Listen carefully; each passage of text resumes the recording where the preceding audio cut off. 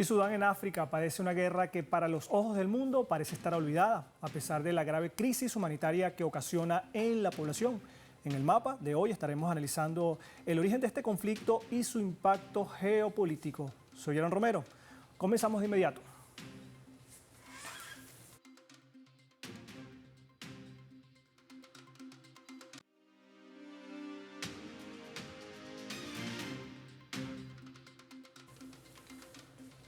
Revisamos algunos datos en el mapa para entender acerca de lo que está pasando en Sudán. Ya lo vamos a tener en pantalla. Sudán, la guerra olvidada. Nos ubicamos en Sudán, al noreste de África. Su capital, Yartum. Allí lo tienen. Entonces, la guerra olvidada y al parecer sin fin en Sudán. Este conflicto comenzó en abril del año 2023 y en ella se enfrentan paramilitares de las Fuerzas de Apoyo Rápido, encabezados por el general Mohamed Hatman Edmeti Dagalo, que lo ven a la izquierda de esta imagen. Igualmente está contrapuesto el integrante de las Fuerzas Armadas sudanesas conducidas por Abdel Fattah al-Burhan, jefe del Estado de facto en Sudán. Lo identificamos entonces al lado derecho de esta imagen. Desde esa fecha, desde abril del año 2023, cruentos enfrentamientos no han cesado y complicado la vida a millones de sudaneses. Igualmente le comentamos en este mapa que la guerra civil ha obligado a 14 millones de personas del país africano a convertirse en refugiados y también desplazados. Allí lo tienen en la imagen internamente. Hay que mencionar que Sudán tiene poco más de 50 millones de habitantes, es decir, que más del 30% ha huido de sus hogares de manera forzada por la guerra. Poco más de 2 millones de personas en Sudán han tenido que salir del país hacia naciones vecinas. Además, 15.000 personas han resultado asesinadas en estos enfrentamientos, según la Organización Internacional de Migraciones, aunque parecen ser cifras conservadoras frente a las 150.000 víctimas que estiman funcionarios del gobierno de Estados Unidos. Igualmente, a mediados de este año, 2024, el Programa Mundial de Alimentos de la ONU estimaba que 17,7 millones de sudaneses enfrentaban el hambre aguda. Igualmente, el 80% de los hospitales estaban declarados fuera de funcionamiento. El más reciente enfrentamiento, considerado como uno de los más brutales, se llevó a cabo en la región de Al-Hazirah, en las cercanías de Yartum, la capital del país. Acción que ocasionó la muerte de más de 120 personas en pocas horas. La acción fue condenada por el secretario general de la Organización de Naciones Unidas, Antonio Guterres, y la masacre al parecer se dio luego de la deserción de uno de los...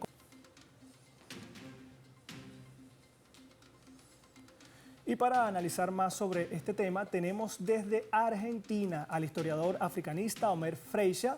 ¿Cómo estás, Omer? Bienvenido a la pantalla de Telesur. Hola, muchas gracias. ¿Cómo estás? Gracias por la invitación.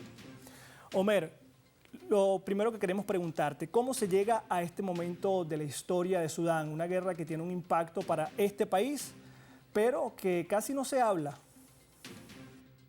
Bueno, se habían abierto las esperanzas con la caída después de una tsunami popular que lo llevó a presentar la renuncia a Omar al-Bashir. Es gran parte de la historia reciente de este país, tan castigado. Gobernó desde 1989 hasta principios de 2019.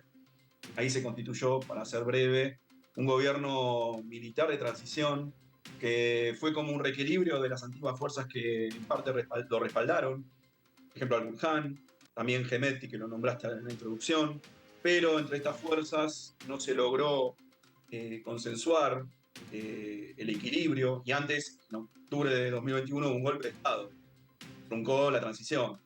Ahí Hamdok, el presidente en ese momento, fue derrocado por la alineación de estos dos grupos que hoy en día están desangrando a la sociedad civil, que es la principal víctima de esto, que más que un conflicto, una guerra civil, es un genocidio realmente, sobre todo en la zona de Darfur. Pero volviendo al tema, en octubre de 2021 empieza un reacomodo, una suerte de convivencia incómoda entre las dos facciones.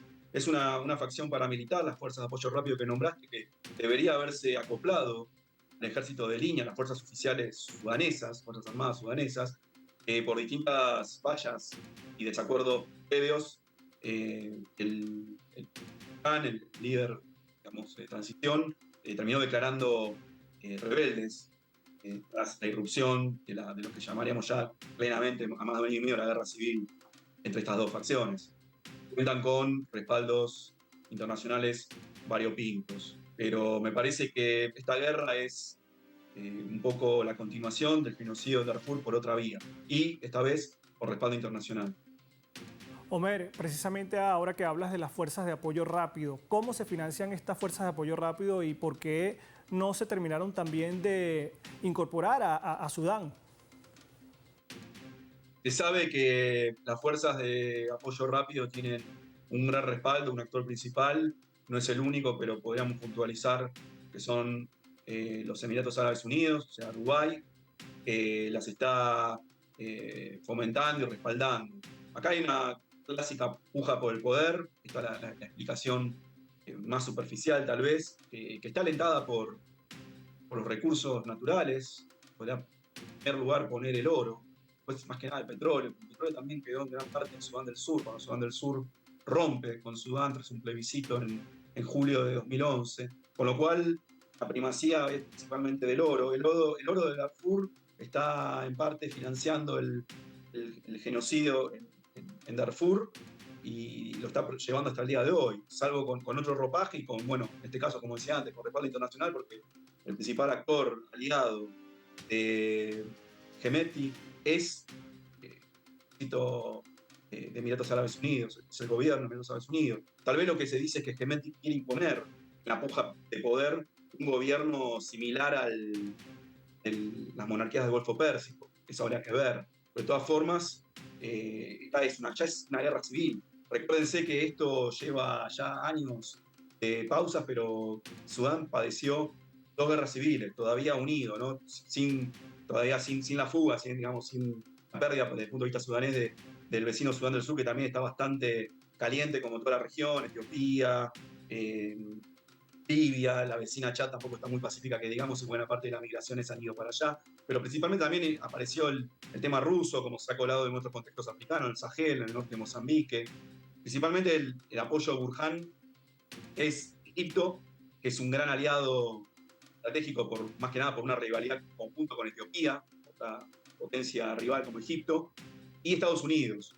Y Arabia Saudita también estaría respaldando al grupo rebelde, al grupo de Hemeti, las fuerzas de apoyo rápido. Si bien Estados Unidos y Arabia Saudita han puesto bastante fichas en los intentos de negociaciones, de pacificación, rondas de negociaciones en Jeddah, en Arabia Saudita el año pasado, mismo en agosto en Ginebra, en Suiza, que no han llegado a buen término, a buen puerto, porque incluso las fuerzas oficialistas, las fuerzas de Burhan, no se presentaron en la última ronda de negociaciones tan importante en Suiza.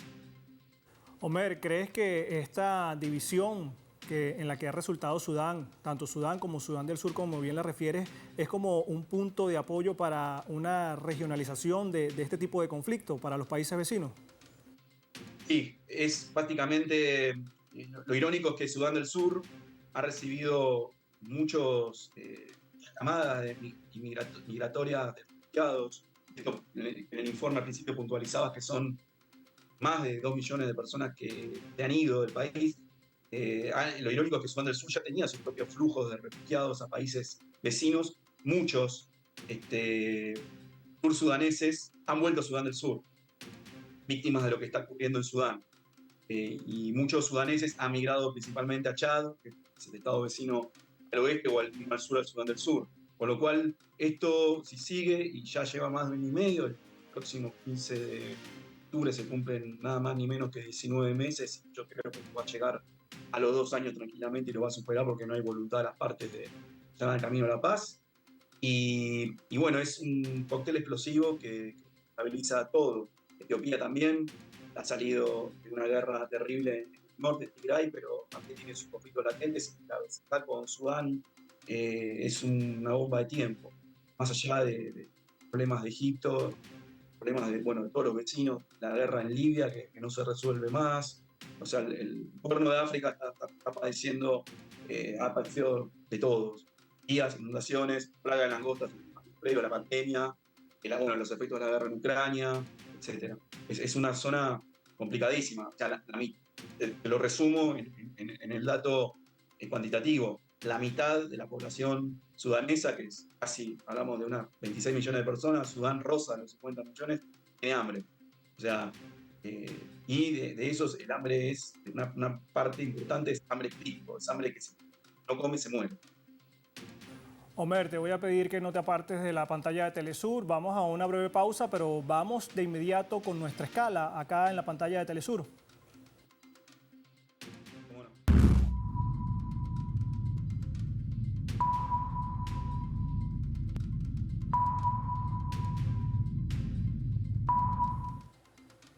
Y esta escala nos lleva hasta el portal web de Russia Today, que titula de la siguiente forma esta noticia: más de 130 mujeres de Sudán se suicidan en el mismo día ante la perspectiva de ser violadas. Así de cruenta es esta guerra en Sudán. Cerca de 130 mujeres decidieron en Sudán suicidarse antes que ser violadas por grupos militantes armados en momentos en que el país africano es azotado por una guerra civil y una oleada de crímenes sexuales. Los reportes sobre estos casos se han multiplicado desde la semana o de semanas recientes, tras la publicación en la red social X de un post que informaba que los hechos tuvieron lugar desde el pasado 25 de octubre. La directora regional de la Iniciativa Estratégica para las Mujeres en el Cuerno de África habló sobre estos reportes y ha declarado que la denuncia es absolutamente cierta. Durante una entrevista con News Central TV, la experta dijo que desde el primer día de la guerra en Sudán, las mujeres han sido violadas sexualmente. La milicia de las Fuerzas de Apoyo Rápido ha estado entrando en las casas de Yartún, la capital del país, y han cometido múltiples y numerosos delitos de violación y violencia sexual, y continúan haciéndolo, así lo ha afirmado. Precisó además que en los delitos sexuales que se cometen en Sudán no se producen en el vacío, pues se han registrado en el país africano durante más de 20 años. Pero su número ha aumentado en medio de la actual guerra civil, ni más ni menos, es la crueldad de la guerra. Pero nos hacemos la pregunta: ¿hacia dónde mira la comunidad internacional con respecto a estos hechos?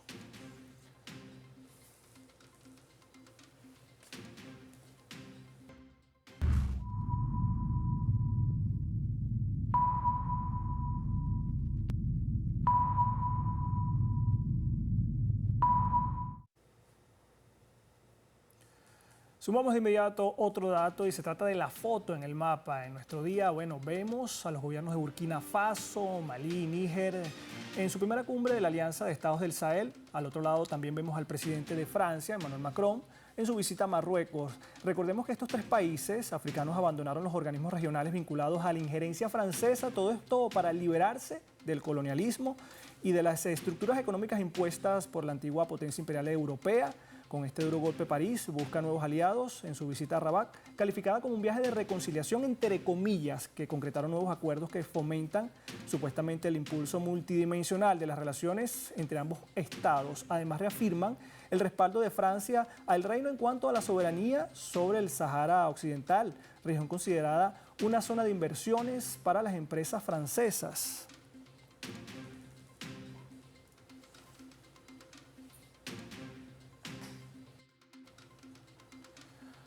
Homer, seguimos contigo en este análisis acá en el mapa y te íbamos a preguntar lo siguiente. En África, las relaciones de los países ubicados en esta línea del Sahel africano están cambiando. Estamos hablando de Níger, de Mali, de Burkina Faso, que salen de la CEDEAO.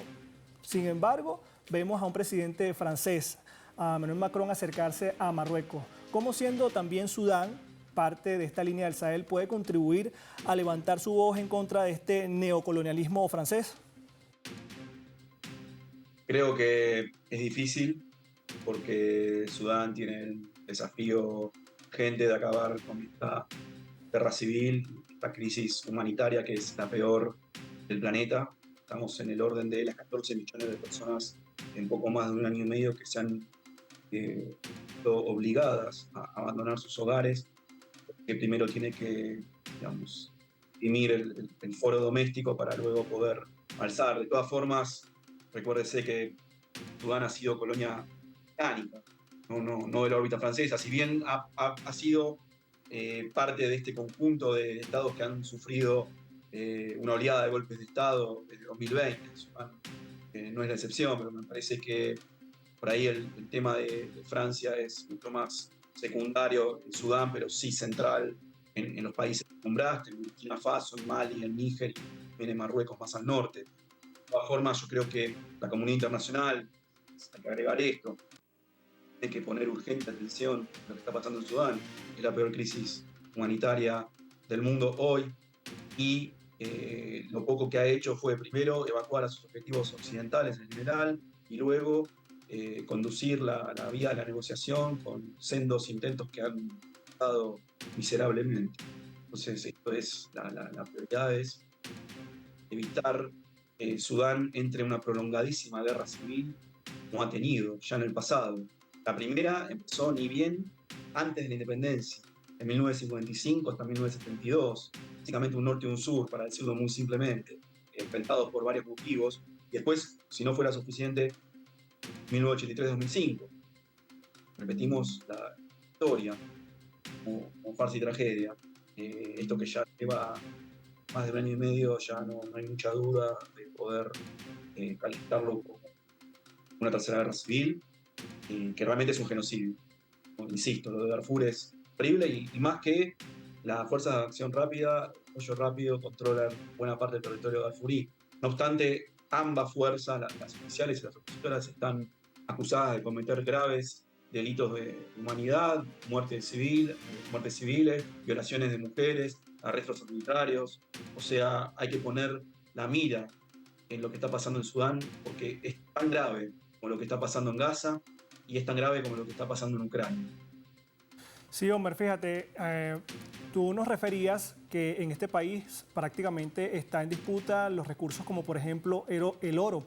Te hablaba también de Níger, que se salió de la CEDEAO este mismo año, porque prácticamente Francia los obligaba a comercializar el uranio, del cual depende en gran medida, en prácticamente el kilo de uranio en 0,84 centavos de dólar, mientras otras potencias venden cada kilogramo en 214 dólares. Entonces prácticamente es una misma relación de subordinación económica, que no solamente aborda a Níger, sino también a Sudán. No sé si puedas explicarnos también o abordarnos un poquito más sobre esta relación de subordinación que tiene Sudán con las potencias europeas.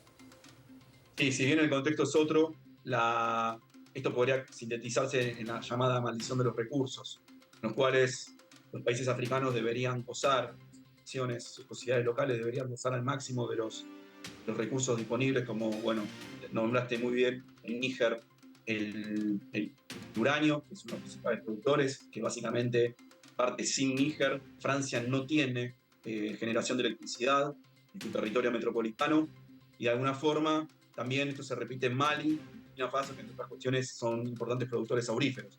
Justamente el oro de Mali iba a parar a las arcas francesas.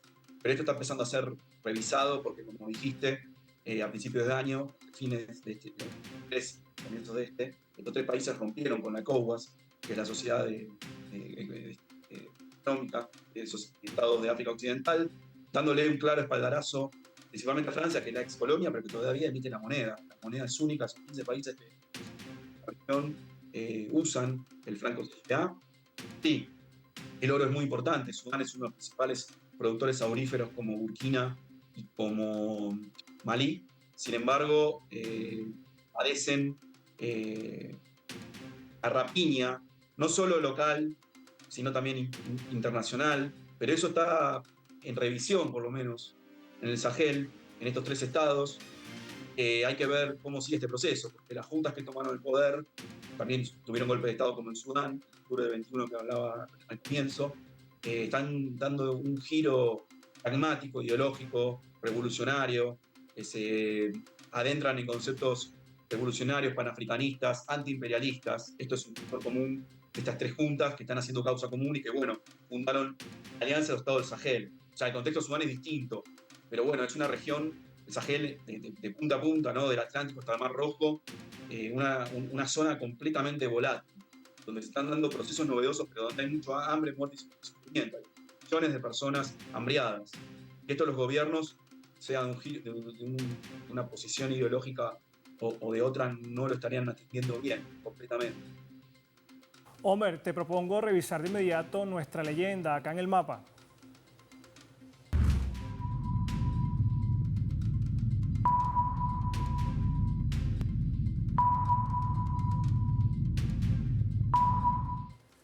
Y fíjense, el secretario general de la ONU, Antonio Guterres, urgió actuar ante la catástrofe en Sudán y decía lo siguiente: nos enfrentamos a la grave posibilidad de que el conflicto provoque inestabilidad regional desde el Sahel hasta el Cuerno de África y también el Mar Rojo. Esto lo decía entonces el secretario general de Naciones Unidas.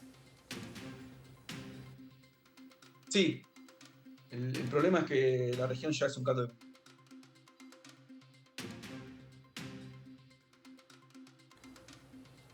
Homer, frente a esta preocupación expresada por el general secretario de la ONU, ¿será que el pueblo de Sudán correrá la misma suerte del pueblo de Palestina, que prácticamente está solo frente al genocidio que comete Israel?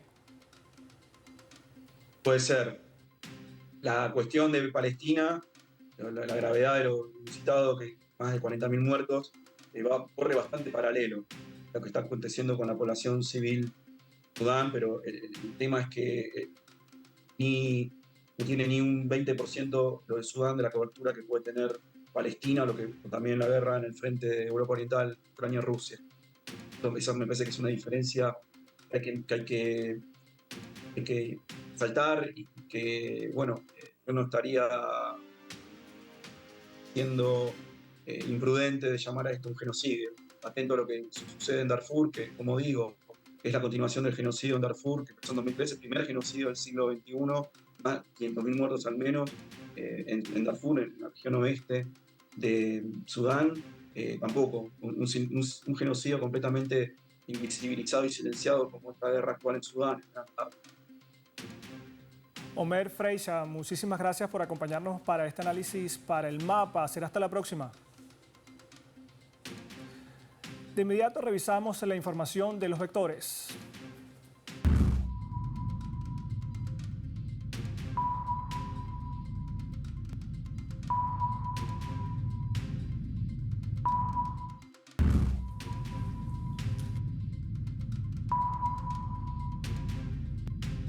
Y nuestro radar en el mapa hoy nos refleja tres claves sobre este tema en Sudán. El primero, Sudán. El país padece una grave crisis humanitaria con millones de desplazados internos y a nivel externo, así como una consecuente hambruna que requerirá de un proceso de paz obligatorio en lo inmediato. Dos, rechazo. Mientras un grupo de países del Sahel africano se plantan contra las antiguas relaciones económicas con Europa, vemos cómo Francia trata de sacar provecho comercial de forma separada con naciones del norte de África, seguro con las mismas intenciones de expoliación en el caso de África y Marruecos. 3. Organismos. Frente a este tipo de conflictos y su gravedad, resultan tibias las expresiones de preocupación de organismos como la ONU, que aún sabiendo la gravedad de esta situación, no actúan con mayor contundencia para que se llegue a una verdadera tregua, algo que sin duda pone en el centro del debate una mayor participación de África en el seno del Consejo de Seguridad de Naciones Unidas. Soy Aaron Romero y nos vemos en una próxima edición del Mapa.